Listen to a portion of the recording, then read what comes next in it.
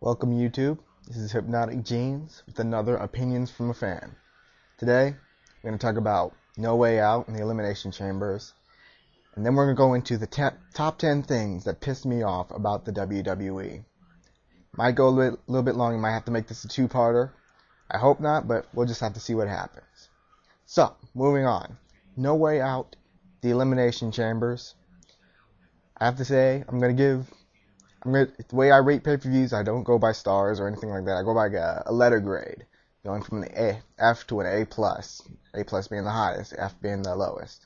So, No Way Out overall as a pay-per-view, I'd give it a B plus. I thought it was a really good pay-per-view. All the matches seemed to be pretty good. I enjoyed it, pretty much everything on the card. I'm not going to talk about every match specifically. I'm just going to talk about the two elimination chambers.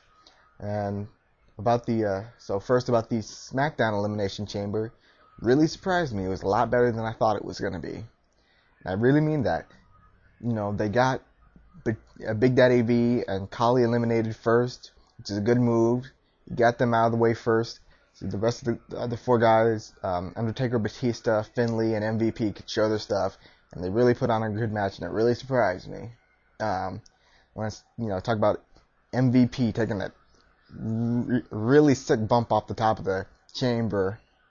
And I like the fact that, since he was the last one out, you could hear him from his cell just talking trash to everybody else with the match. I really thought that was a nice touch for MVP to do that.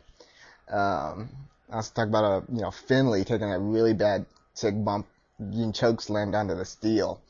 You can see later on in the night that he had the steel grate marks in his back. I thought, wow. I say that, Undertaker and Batista have really good chemistry together. The two guys that work together really well. You don't often see that. You kind of see it with, the only, two people you see that with a lot back in the day was Rock and Austin. These two have great chemistry together. Batista and Undertaker have that kind of chemistry together. And it really shows in their matches and what they do together. As for the Raw Elimination Chamber, I thought it was better than the SmackDown one. And one of the superstars that really impressed me in that was Umaga. Really impressed me in that match. They built him up to be a monster, and in that match he really looked like a monster in that. He was, from the double Samoan drop to driving Jericho through the cell to, for it to take everybody that was left to eliminate him. He really looked like a monster. So, now, moving on. Now it's time for the top 10 things that piss me off about the WWE. Number 10, the name WWE.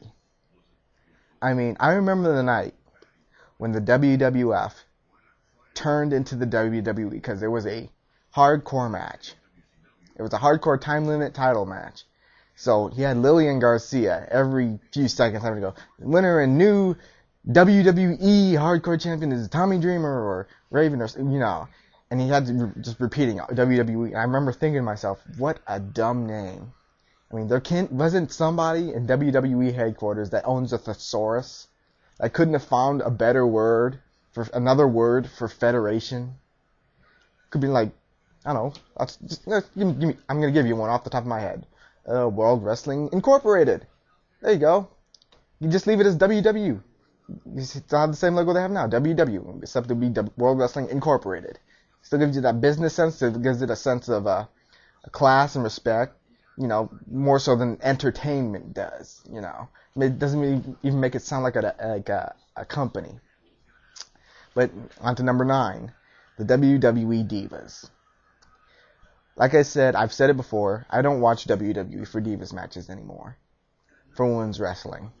And it's really sad because they used to have a really good women's division when you had Jazz and Victoria and Trish and Lita and Molly Holly.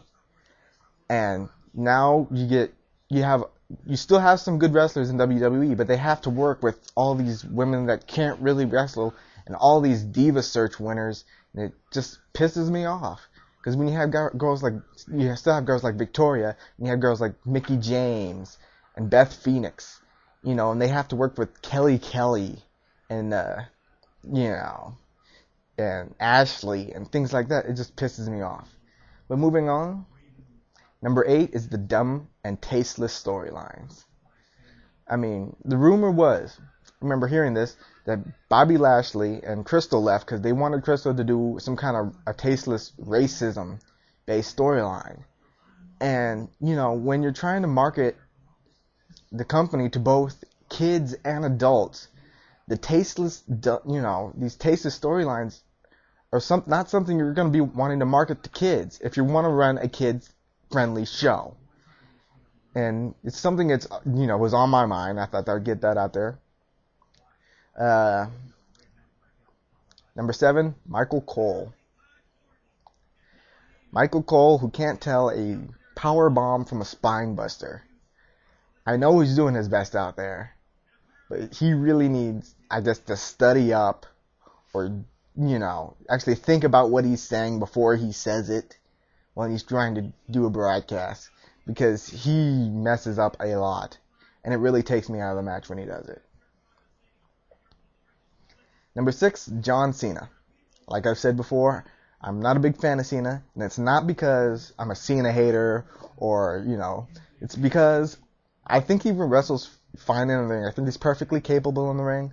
I just don't like the way he's been booked and pushed, because some of the best champions out there, the best championship feuds we had out there, were because we thought the champion might lose, or we thought the, you know, the guy they were pushing might lose because they had that equal standing with the challenger. We don't get that sense with John Cena. We get the sense that, oh, he's just Superman, you know, as they say, and he's just gonna win because he's Superman and he doesn't lose. There's like no chance he's gonna lose because, you know, he's John Cena. You didn't get that with guys like Rock and Austin like that. You thought, well, these guys, he might lose because, you know, look at his challengers. Challengers as hungry as he is, and they seem like equals, you know, and you lose that kind of suspense. Number 5 is the neglect of the Intercontinental title. You have Jeff Hardy, who's getting pushed, and I'm happy for him about that. But why do we have to push him at the cost of the Intercontinental title? I mean, there was a time when the Intercontinental title meant something, and to see it kind of pushed to the side and they don't talk about it too much, you know, the only time we hear the word Intercontinental Champion is when Jeff Hardy's announced the ring. We don't hear about, you know, who might be the contender for that title. You hear about anybody else who's going for that title. Next is the neglect of the tag titles, which saddens me because there was a time when they had good tag team wrestling in WWE. Now we have, as tag team champions, Bob Holly and Cody Rhodes. And what have they been doing lately? Who do they have to feud with? Caden Murdoch? That's about it. And, you know, anyways. And number 3 is the loss of the Cruiserweight title.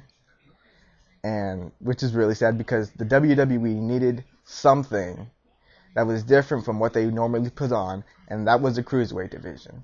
And you had guys who were out there doing the things you wouldn't usually see, and it brought excitement to the WWE. And now that they lost it, you lost that sort of excitement and that something different that the WWE had. Number 2 is the price hike. They're upping the prices on all their pay-per-views, and for me, especially for me, it was hard to. I couldn't buy 12 pay-per-views a month as it was, but now that they're $40 and $50, and they're not giving me $40 and $50 worth of wrestling to watch and angles and storylines that I want to see, it's like, why bother, you know? And then number 1, that stupid spinner title. The only people that the spinner title actually looked alright on was John Cena, Edge, and RVD. When you put that belt on like Randy Orton and Triple H, and even maybe Jericho and JBL, it looks dumb. It really does. They need to bring back the old undisputed title that title replaced, because as long as it's the spinner title, it just looks like a plastic toy covered in glitter paper. And that's my opinion. So, those are my top 10 things that annoy me about the WWE. So, this is Hypnotic Jeans, signing out.